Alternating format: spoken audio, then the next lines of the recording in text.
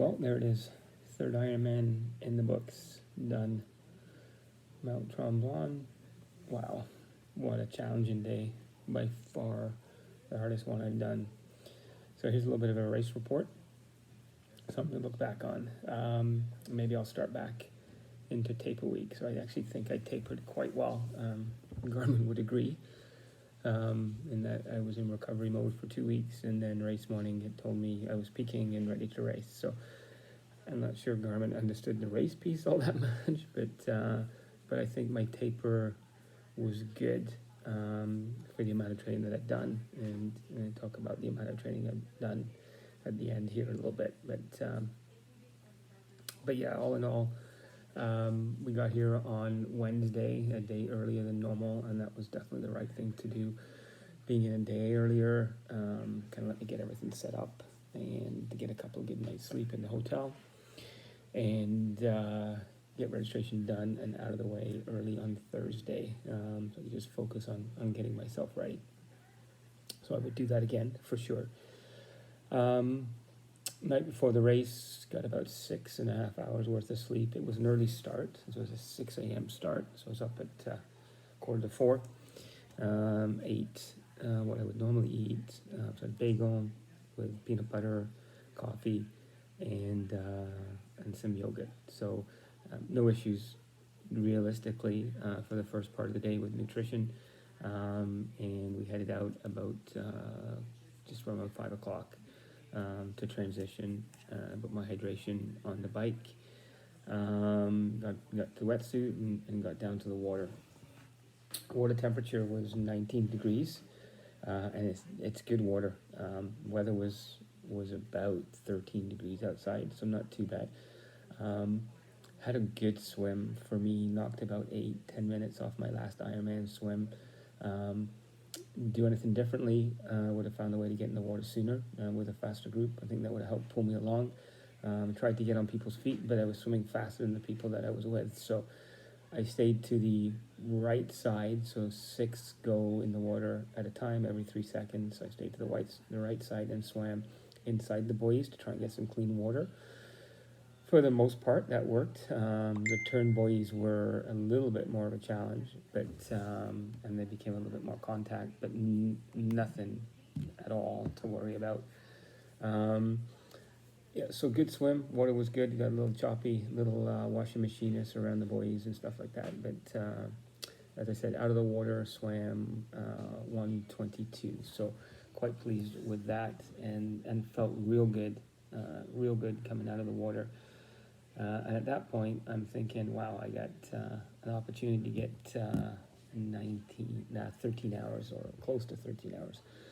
The bike had other ideas. So one of the things with the water temperature being 19 is I did get a little bit of cramping, and it took a while to get that cramping out of my calves on the bike.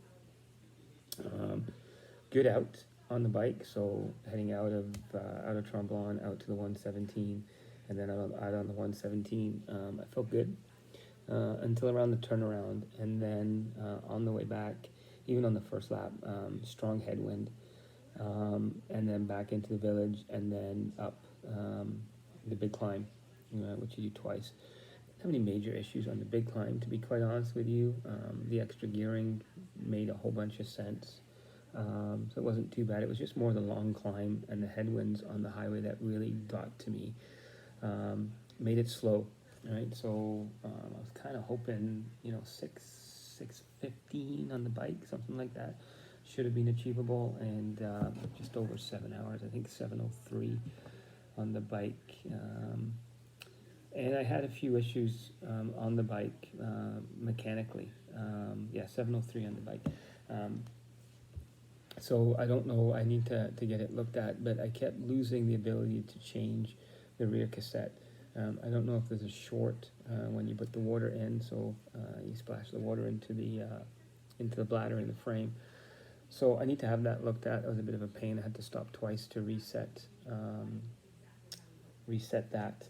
And I think for the most part, other than that, I had what I had. The bike was the bike. It's what I had on the day.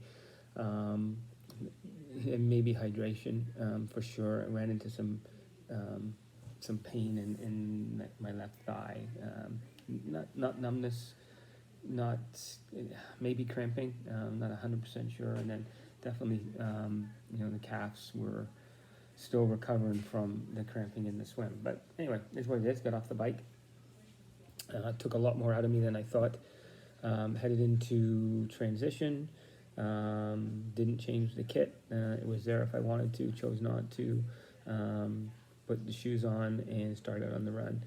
And although always I felt pretty good at the start of the run, but the run is also hilly at the start, and the first 5K is net uphill, and there's a couple of big, tougher climbs out there. And my goal of running to each aid station and walking through the aid stations lasted for about 3 or 4, maybe 5 aid stations on the first lap.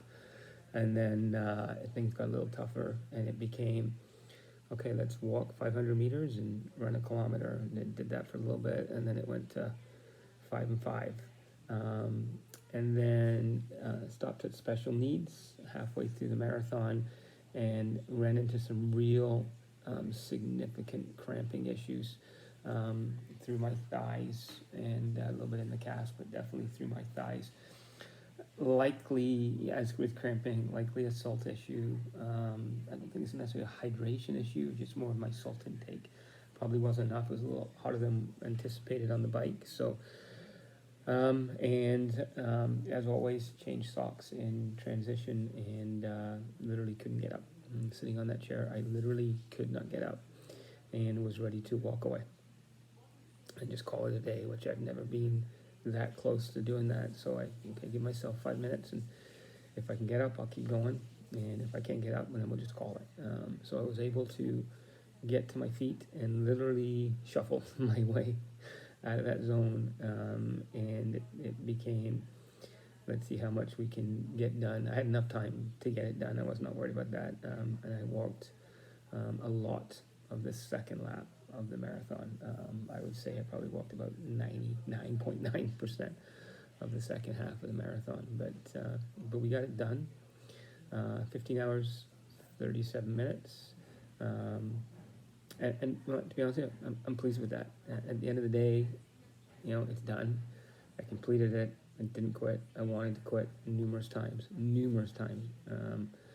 I was just about ready to call it, but pushed through. So, a couple of takeaways. I think the shoes that I ran in were probably good for a half distance, not good for a full distance. So that's the A6 Trinosa, real comfortable shoe. Just not enough there for the full. Couldn't run in the ones that I wanted to run in the New Balance, so we'll still work through that. Got to figure out the bike issues there and continuously work on nutrition. As far as overall training, I think that I probably should have trained a little bit more. I definitely wasn't where I was for Louisville. I think I was better than I was for Wisconsin, but there's still training that's there. I think I need to take a look at the type of training I should be doing based on age and recovery needs and those types of things. I did go in injury-free, so that is a big win for sure. But it'll be, maybe need to start 24 weeks out as opposed to 16 weeks out, something like that. So look at that. I don't think there'll be a full for a while. There'll be some halves, I'm sure. But I committed to 3. I've done 3. And now it's time to recover. Pretty sore today. Tremblant, you were awesome.